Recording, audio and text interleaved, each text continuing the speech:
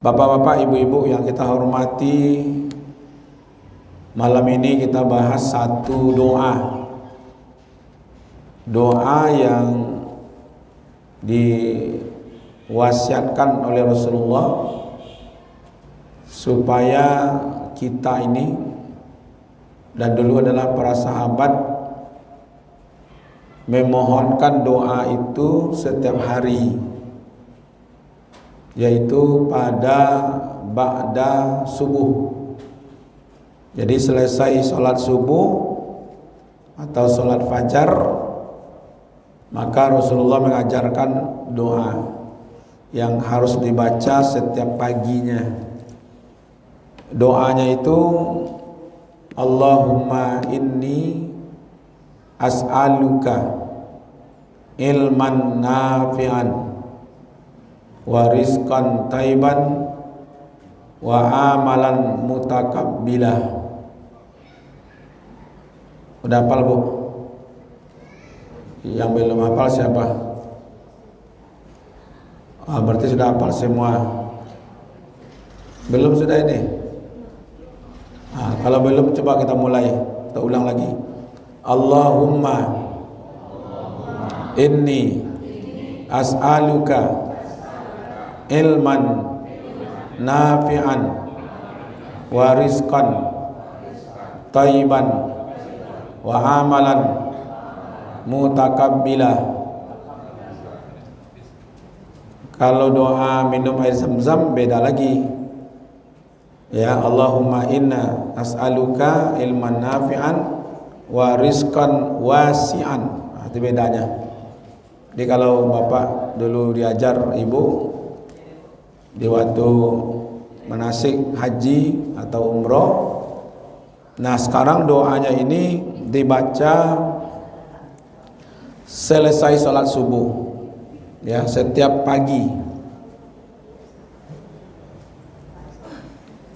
Ini pentingnya doa. Yang pertama di situ, Bapak Ibu, waktu subuh, waktu fajar itu sudah waktu yang luar biasa sebenarnya. Ya, bayangkan saja setelah azan ada sholat sunat. Sunat apa namanya? Sholat sunat fajar. Kata Rasulullah, rakataini qabla fajri khairum minad dunya wa ma yusibuha. Ada hadis yang lain, wa ma fiha. 2 rakaat sebelum sholat subuh lebih baik daripada dunia dan isinya. Coba bayangkan. Makanya Allah bersumpah wal fajr, demi waktu fajar. Begitu hebatnya waktu fajar, sehingga Allah bersumpah dengan waktu fajar itu. Di mana hebatnya? Satu, sholat sunat fajar saja 2 rakaat lebih baik daripada dunia dan isinya. Coba ke tangan ibu-ibu yang punya ame 2 kilo. Nggak ada dah.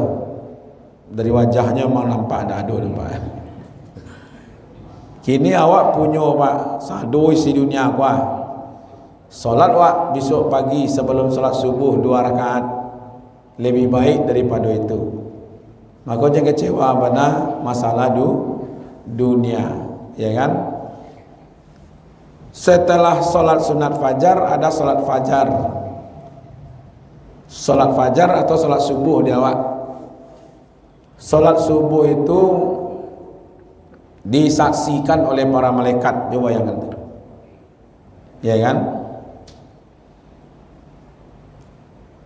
Jadi solat fajar itu disaksikan oleh para malaikat, ya kan? Man sholla isya'an fi jama'ah faka'an nama sholatun nisful lail.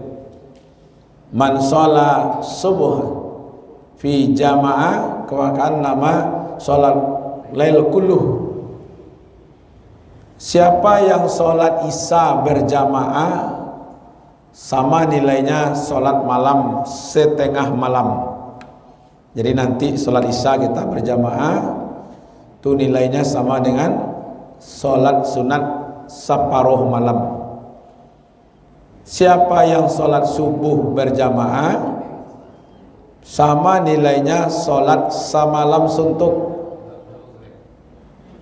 Jadi solat subuh besok atau tadi berjamaah tu nilainya sama solat semalam suntuk. Ada di masjid kau solat semalam suntuk? Dah ada dia. Di Kota Padang le tak ada dia Pak. Nan ada hujan semalam suntuk. Ya nak. Abo rumah abo banjir Pak. Tapi suara abo parau tu. Tapi tak ada hubungan sana Pak. Nak istirahat sejak malam. Ya nak, sampai pagi sampai lo Jumat. Ya kan? Alhamdulillah lantai rumah abo tu diberasian di hujan, di banjir setinggi lutut bapak-bapak ibu-ibu. Sekolah nak ngajar ya? Alhamdulillah. Ya. Beruntunglah bapak ibu. Ya. Jadi disuruh berdoa di waktu subuh. Waktu yang luar biasa itu berdoa di situ. Doanya memang di tujuan bahasa Arab. Ya kan? Kalau sendirian saja, Allahumma inni as'aluka, ya Allah, aku bermohon, ya kan, kepada Engkau.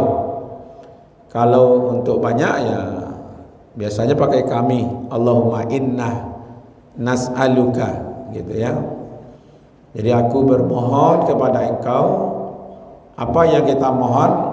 Satu, ilman nafi'an, ilmu yang bermanfaat. Nah, itu Bapak Ibu. Jadi kalau rasanya masuk ke dalam kepala awak pengetahuan na indak manfaat, ndak usah. Ndak usah sibuk sianu ka balaki, sianu ka bacarai. Cinta lokasi, apa lagi? Tu tak ada perlunya dakwah informasi itu dah. Pemain bola terhebat di dunia, bara gajinya tak penting. Tahu mananya pemain hebat, banyaknya pintinya, kadang gaji tak ada untuknya jawab. Kalau itu apa anggap sudah ilmu tidak bermanfaat, tak perlu lagi menghabis energi awak membaca-baca atau bola. Karena sado di politik orang dibangun stadion ribu je Pak, tidak dibangun ribu je. Itulah keadaan. Tidak penting. Kalau ibu-ibu tidak perlu info-info apa selebritis, infonya tidak ada beda itu saya tu dah. Cinta lokasi lah, nak baca arai lah, nak kabalaki lah, nak pulang lah. Tak ada urusan dia dah, ya kan? Tak penting pengetahuan seperti itu. Berarti ilmu yang diminta ilmu yang bermanfaat untuk dunia, bermanfaat untuk akhirat terutama sekali. Makanya pagi-pagi sudah dimintaan kepada Allah, Allahumma inni nas'aluka atau as'aluka ilman nafi'an. Ya Allah, aku bermohon kepada Engkau mendapatkan ilmu yang bermanfaat. Siapa yang tak tahu Bapak Ibu, solat berjamaah tu 20 derajat. Ibu tahu kan? Solat berjamaah mendapat pahalanya 27 derajat. Saja bila awak tahu, saja bila awak dapat ilmu itu, saja ketek, saja bila solat berjamaah rajin. Berarti selama tu tak manfaat ilmu. Ini jadi saja Pak. Kita tahu solat di masjid satu langkah menggugurkan dosa, satu langkah mengangkat derajat, dapat ilmunya. Setiap waktu ke masjid artinya ilmunya bermanfaat. Datang ke masjid langsung buat tahu bagi laki-laki saf yang mana yang paling terbaik. Depan, pas masuk ke masjid langsung duduk paling depan, tu tanda ilmu bermanfaat. Tapi masuk ke masjidnya duduk aja di belakang, Pak. Ya kan? Muncul tu. Menyanda lah doa tu. Ya nak faktor usia nama itu. Ya nak. Ada yang sampai dan di muka kosong cik, Pak. Tunjuk di belakang. Ndak inyo langsung ke muka, nyuruhlah orang lain. Pak baju lepak. Padahal dia tahu masuk saf depan yang paling afdal, orang lain disuruhnya ke muka. Itu tandanya tidak punya ilmu yang bermanfaat. Ketek-ketek saja Bapak Ibu. Itu paralunya dimintaan kepada Allah dan supaya dapat ilmu yang bermanfaat itu. Banyak di masjid yang macam lihat, Pak, HP dimatikan. Lah banyak kok, kau ada lah. Kau ada lah. Kadang imam pun saf lurus dan rapat, HP dimatikan. Kalau nyoba ilmu bermanfaat, nyoba tahu. Masuk ke masjid itu HP dimatikan, tapi tidak bermanfaat. Sehingga pada hari yang jo HP-nya ketika akan berdialog dengan Allah masih jo bawa HP. Pemain bola, Pak, barang lah mau nyomain. Sampai 45 minit tambah istirahat 5 minit, tambah lagi 45 minit lagi 90 menit, tambah 10 5 balik. Ada yang buat HP? Ada pemain bola buat HP? Nah, ada, Pak. Ya. Nyelataan di tiang gawangnya, Pak. Ketika jauh di situ celik WA aja dulu. Iya kan? Ada. Atau nya telepon.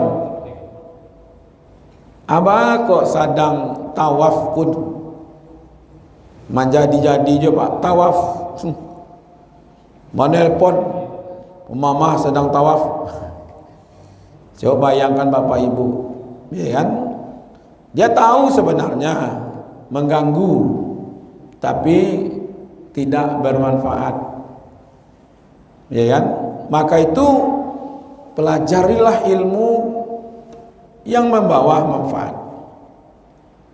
yang bisa kita amalkan, walaupun kecil-kecil, Pak, ya kan? Orang tua-tua dulu ilmunya jale-jale saja. Yang dituntutnya itu ilmu syariat. Mungkin pada masa bapak-bapak, ibu-ibu, kalau ambo ketek-ketek orang gaya ilmu tu pai baraja agama ko ke rumah guru. Malam-malam tu pai tu, ke buya itu, ke tuanku itu. Itu belajar agamanya. Sudah subuh ke sawah, ke ladang, zuhur solat di sawah, kadang di ladang, pulang sudah asar, sudah tu ke masjid solat berjamaah sampai solat isya, sudah solat isya istirahat, lalu malam tahajud. Ilmu nak tinggi-tinggi dah, ya kan? Dia tahu kalau solat tahajud itu membawa maqam mahmudah. Solat malam itu membawa posisi kepada yang mulia. Ya, solat dia malam tanda ilmu bermanfaat. Ya kan? Wa minal laili fatahajjad bihi nafilatan lak asa ayyab'asa rabbuka maqama mahmudah.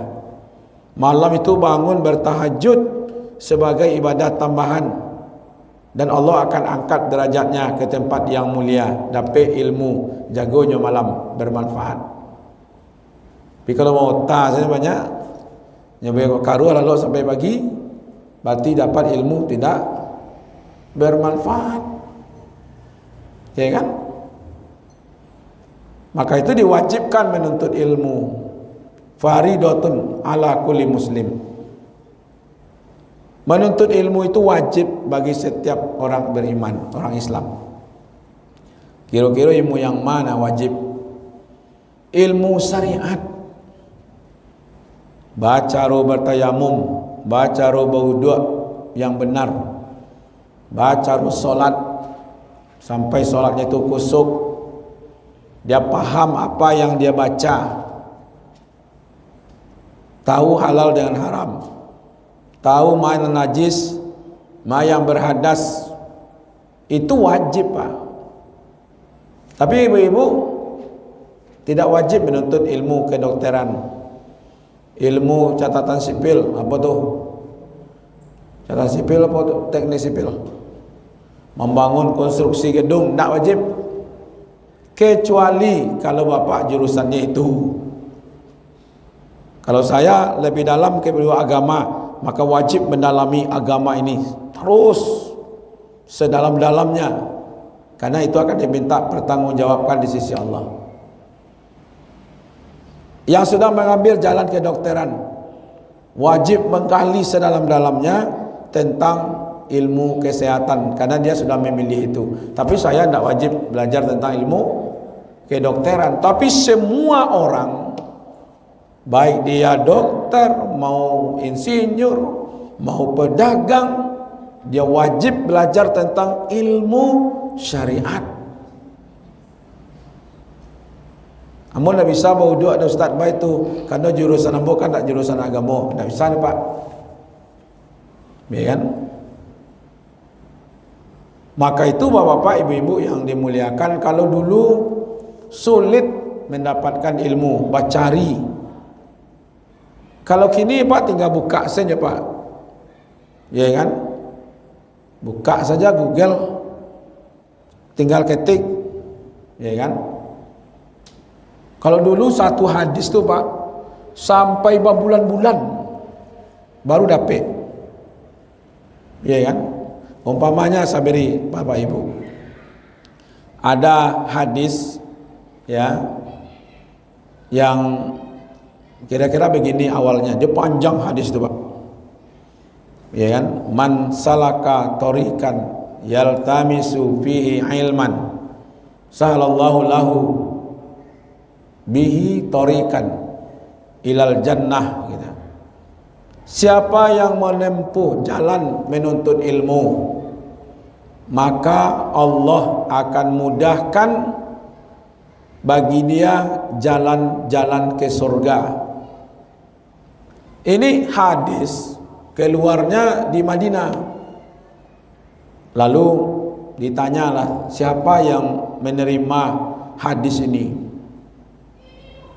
Kece orang Madinah yang dulu menerima hadis ini si fulan. Dicarilah orang nama nerima hadis ko.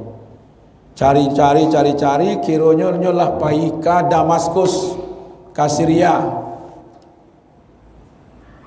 Dari Madinah jalan kaki ke Syria hanya untuk satu hadis.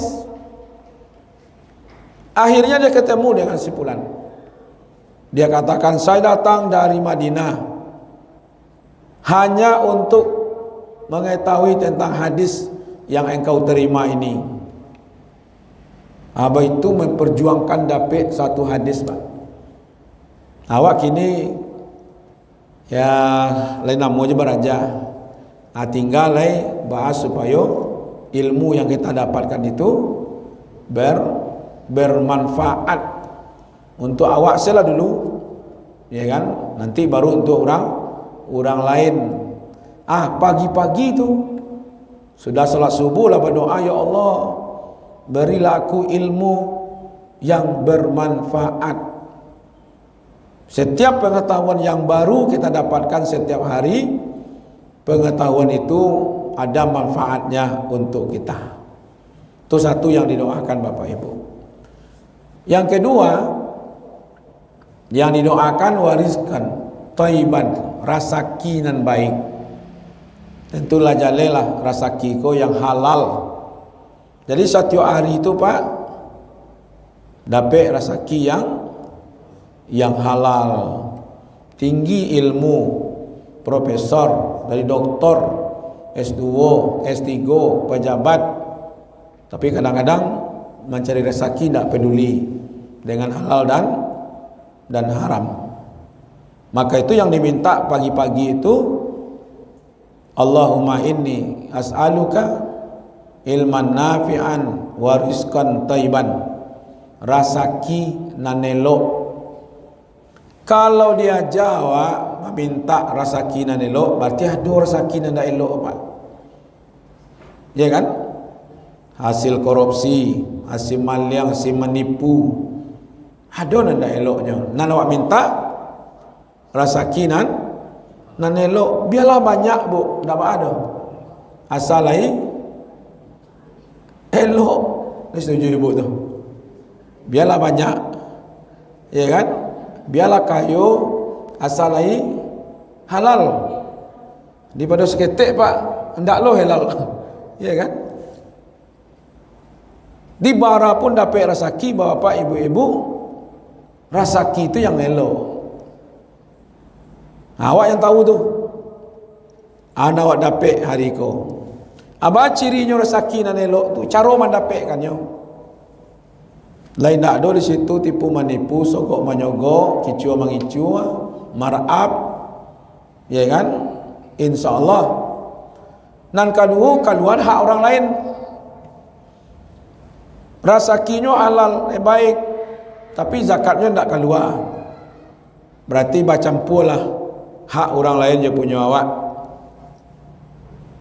Maka itu setelah dapat rasaki, ada namanya zakat, ada namanya sedekah, ada namanya infak, ada namanya wakaf, ada namanya hibah, ada namanya hadiah. Kalau zakat berapa persen? 2,5% zakat umum itu. Kalau barang temuan 20%, tambang 20%, zakat pertanian tak ada hujan 10%. Kalau irigasi berbiaya 5%. Taruhlah 2,5%. Dapat uang 100%, 2,5% keluarkan zakatnya. Barang tinggal 97,5%. Dari 97,5% itu keluarkan sedekahnya. Itu tandanya rezeki yang baik. Alun tentu lepak setiap awak dapat itulah pasti untuk awak. Kabeh rezeki itu dengan sedekah.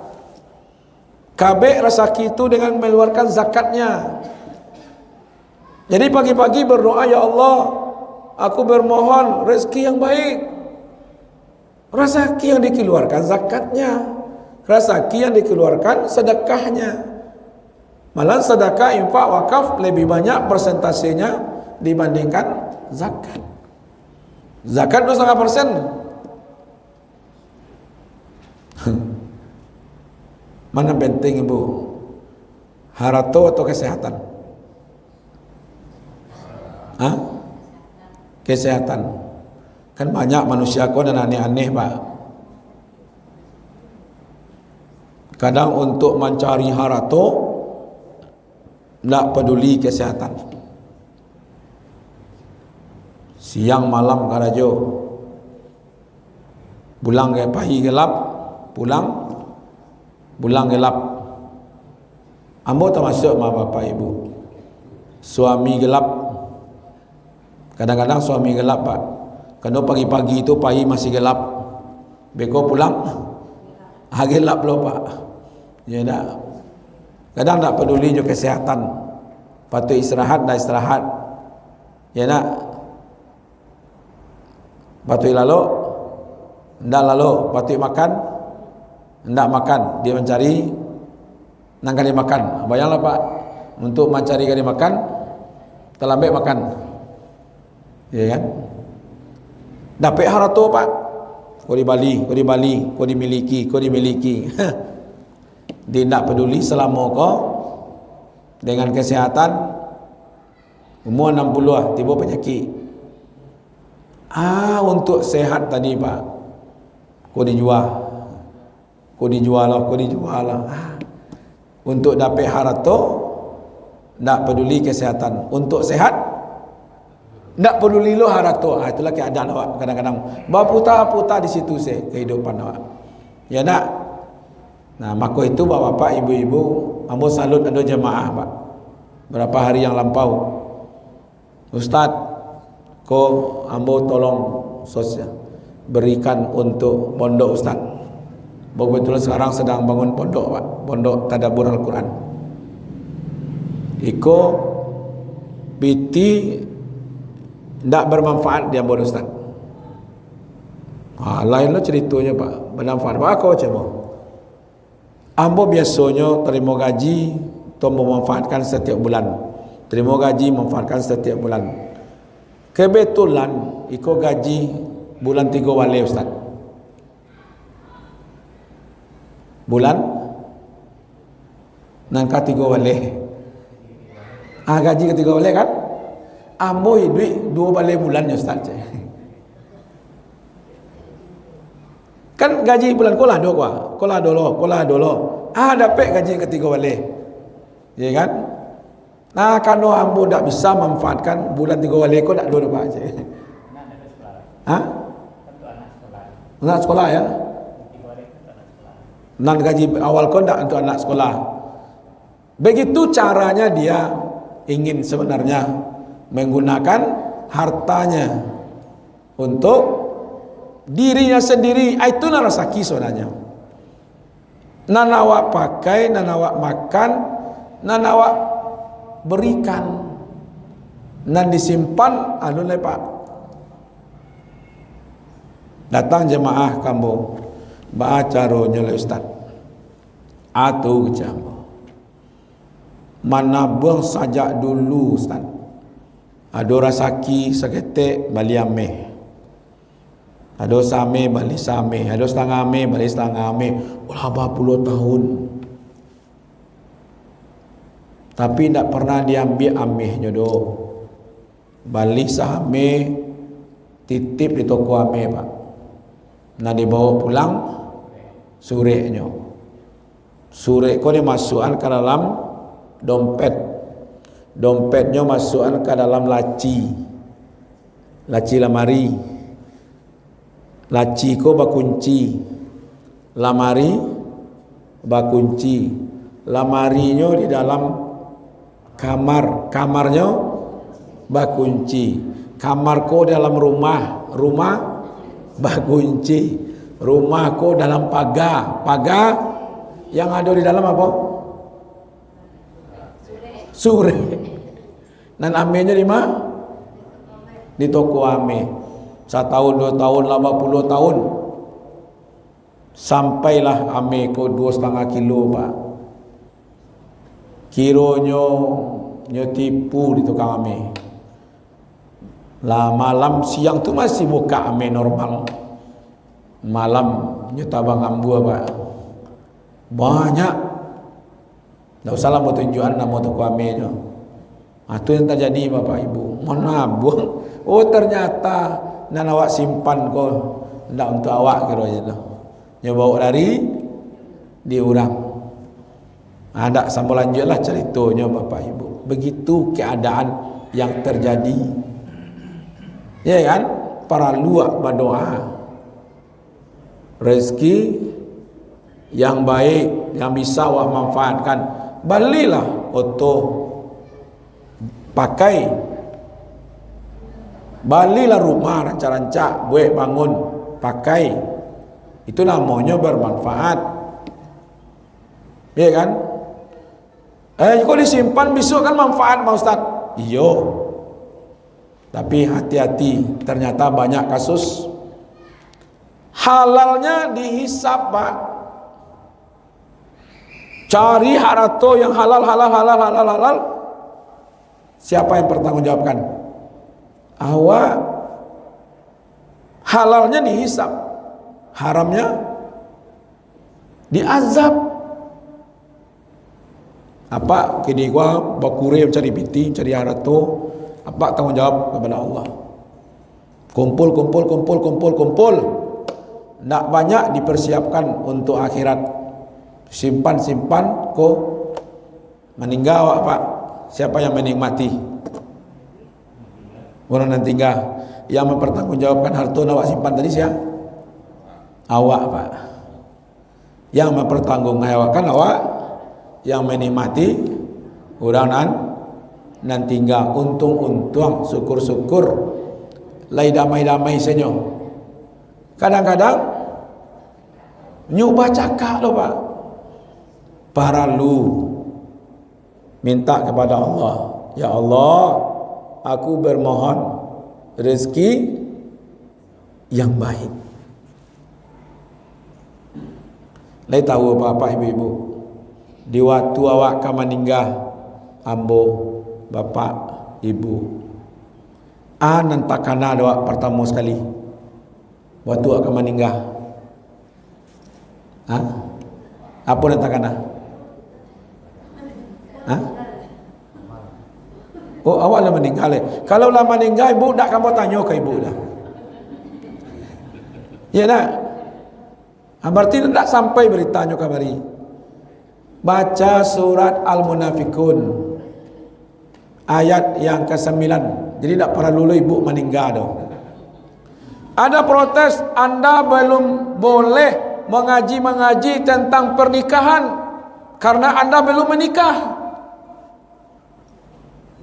Kecek seseorang. Berarti tak bolehnya mengaji tentang kematian pak.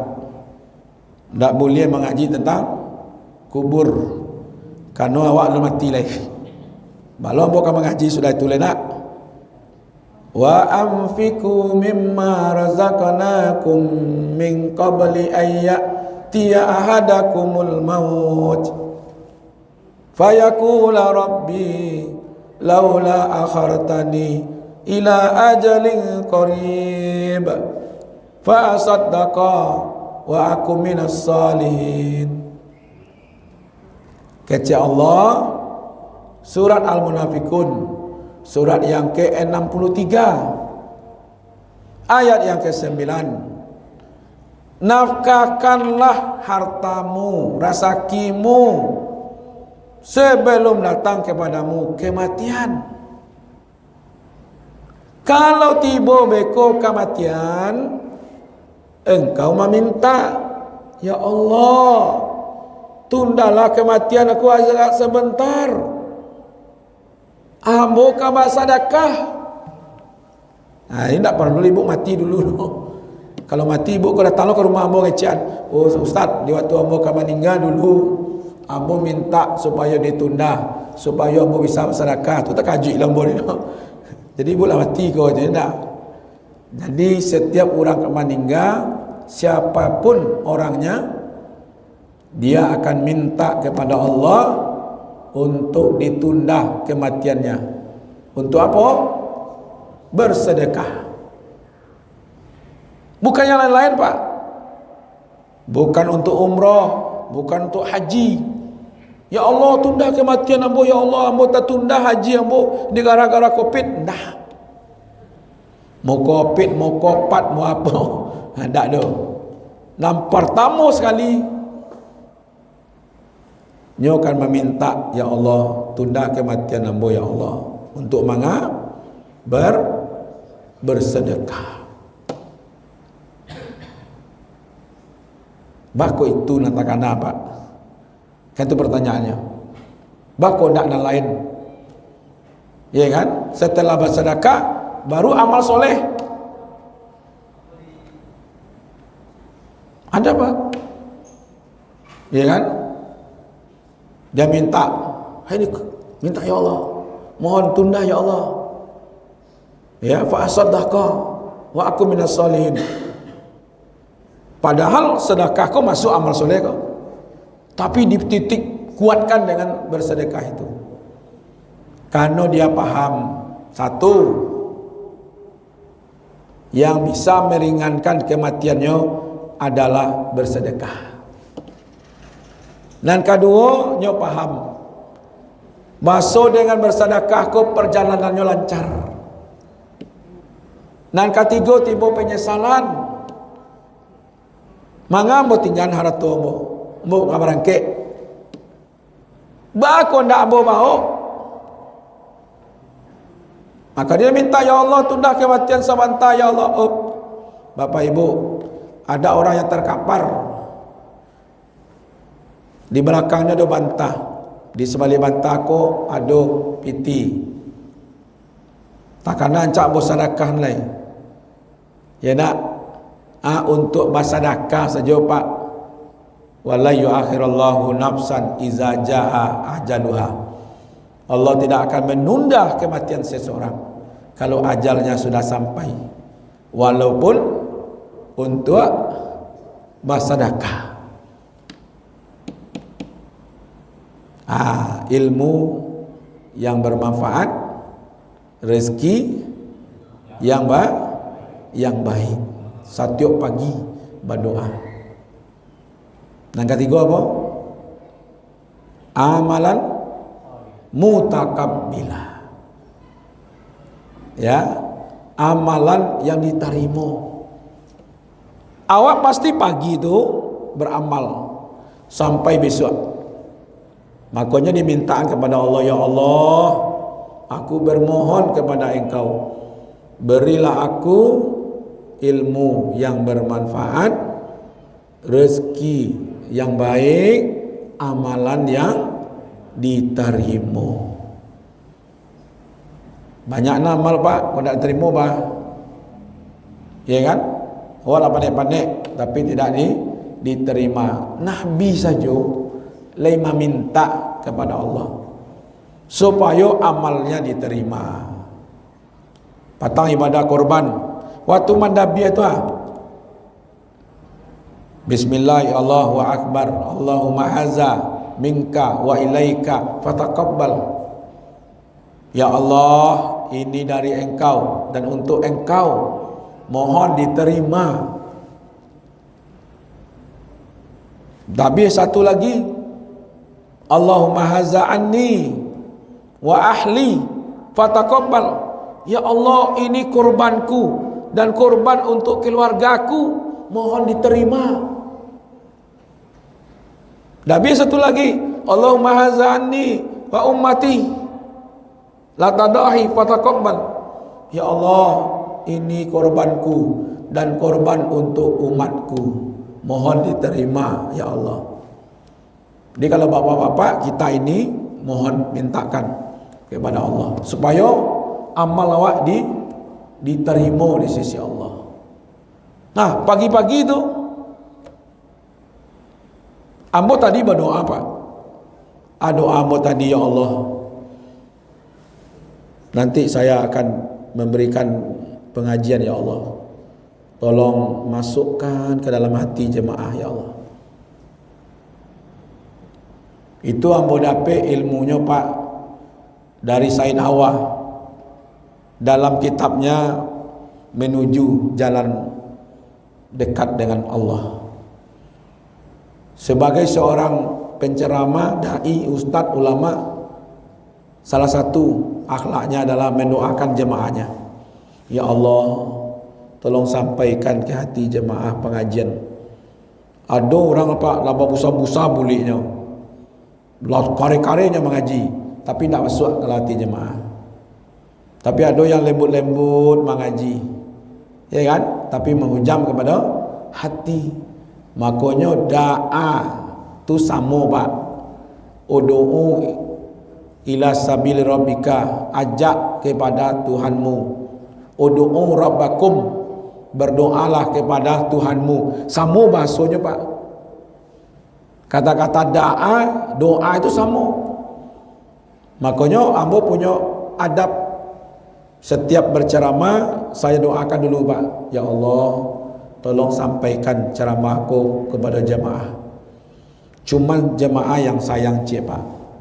Tak ada nyoba doa do, tak siko doa sampai lain. Tak ada coba doa Pak, ya Allah nanti kami akan wirid, tolong ya Allah masukkan pengajian tu ke dalam hati kami, tolong kat tangan tadi nan lain. Berarti kan sama saja maasku tu. Apa lagi kami harap doa dari bapa ibu-ibu. Habis solat tadi, ya Allah hari ko kami ada wirid dengan ustaz, tolong ya Allah lancarkan perjalanannya, sehatkan badannya. Ada tadi bapa ibu mendoa namo lai Rabbana atina fid dunya hasanah Allahumma fir lil mu'minin wal mu'minat. Ya kan doa untuk orang beriman. Jadi bapak ibu, kalau salahnya awak diajar berdoa untuk diri awak. Kalau bapak ibu mau juga mendoakan, ya bapak ibu doakan tetangga, ya Allah berilah tetangga hamba ilmu yang bermanfaat, berilah tetangga hamba rezeki yang baik, berilah tetangga hamba, ya kan, anak yang soleh, berkahi rezekinya. Tetangga-tetangga awak, Bu, bapak kalau itu yang didoakan kira-kira rugi tak awak? Ada kehilangan awak? Tidak. Abu buka rasionya Pak. Apa saja yang apa doaan untuk orang lain, maka di sisi Allah ada malaikat yang mendoakan untuk kita. Umpamanya, ya Allah berkahilah rezeki tetangga hamba. Di ujung sana ada malaikat, kecek malaikat kepada Allah, ya Allah berkahi juga rezekinya. Awak mendoakan orang, malaikat mendoakan awak. Kira-kira mana lebih kuat, doa awak atau doa malaikat? Jadi lebih gadang dapat awak sebenarnya Pak. Ya Allah karuniailah tetangga hamba, anak-anak cucu keturunan yang soleh. Kecek malaikat? Apa kecek malaikat kepada Allah? Ya Allah karuniai pula dia anak keturunan yang soleh. Piko sakit siati macam dia Pak. Ya nak nang kata bakal rumah, nang jatuh lautonya, ya nang kah pupu ya bila. Ya nak kecek malaikat apa? Kecek malaikat bakal rumahnya ya Allah, pupu ya bilanya ya Allah. Nyo balik kawak balik Pak.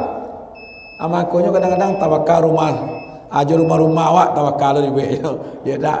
Jadi bapak ibu-ibu berdoalah untuk awak dan berdoalah untuk orang lain. Ambo nak tahu tadi Pak, lah habis saya kira waktu. Ya kan, kamu tak tanya jawab tapi malah. Ya mudah-mudahan kalau yang belum hafal, ya yang belum hafal mudah-mudahan bisa menghafal doa itu. Allahumma inni as'aluka ilman nafi'an wa rizqan thayyiban wa amalan mutakabbilah.